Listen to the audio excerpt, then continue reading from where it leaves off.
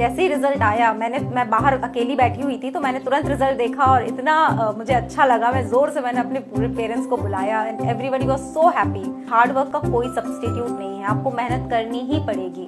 तो 8 से 10 घंटे आपको 2 साल तक पढ़ना ही है। 1 साल तैयारी और 1 साल की तो एग्जाम की साइकिल ही है। नमस्कार, मेरा नाम जागृति अवस्थी है। मैंने यूपीएससी सिविल सेवा की परीक्षा 2020 में ऑल इंडिया रैंक 2 हासिल की है। महिला वर्ग में मेरा पहला स्थान है। 2017 में मैंने बीटेक इलेक्ट्रिकल इंजीनियरिंग में कंप्लीट किया Maulana Azad national institute of technology Bhopal से। 2017 से लेकर के 2019 तक मैंने बीएचईएल भोपाल में नौकरी की। एक इंजीनियर के पद पर मैं वहाँ पे कार्यरत थी। बीएचईएल में रहते हुए मुझे थोड़ा सा ऐसा लगा कि मुझे सिविल सर्विसेज की तरफ मेरा रुझान ज़्यादा है।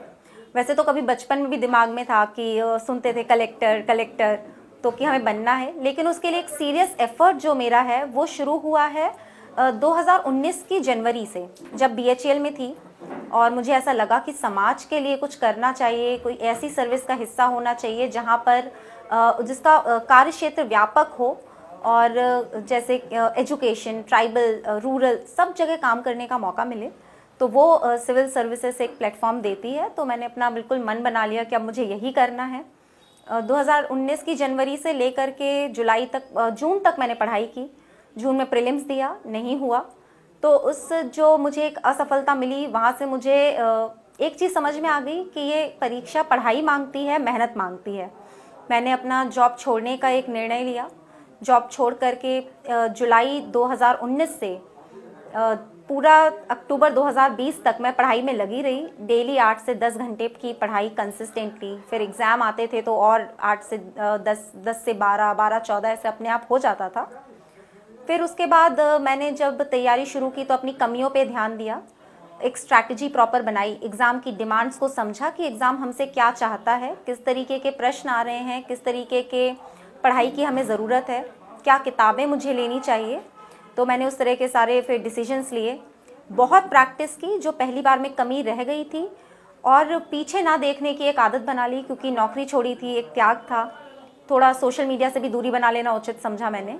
बाकी क्योंकि कोविड काल में ये पूरी परीक्षा मैंने दी है अक्टूबर 2020 से सितंबर 2021 तक, तो ऑनलाइन रिसोर्सेज का बड़ा सहारा रहा है।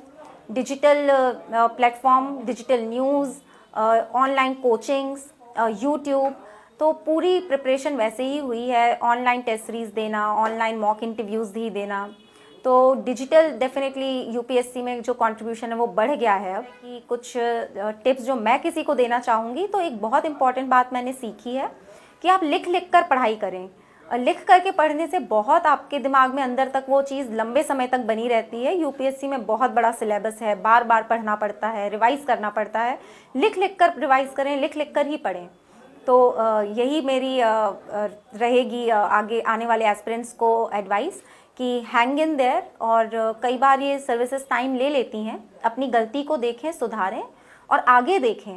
पीछे मत देखिए कि क्या गलती हो गई, क्या हुआ। आगे जितना टाइम है उसका बेस्ट पॉसिबल यूज़ करने की कोशिश कीजिए।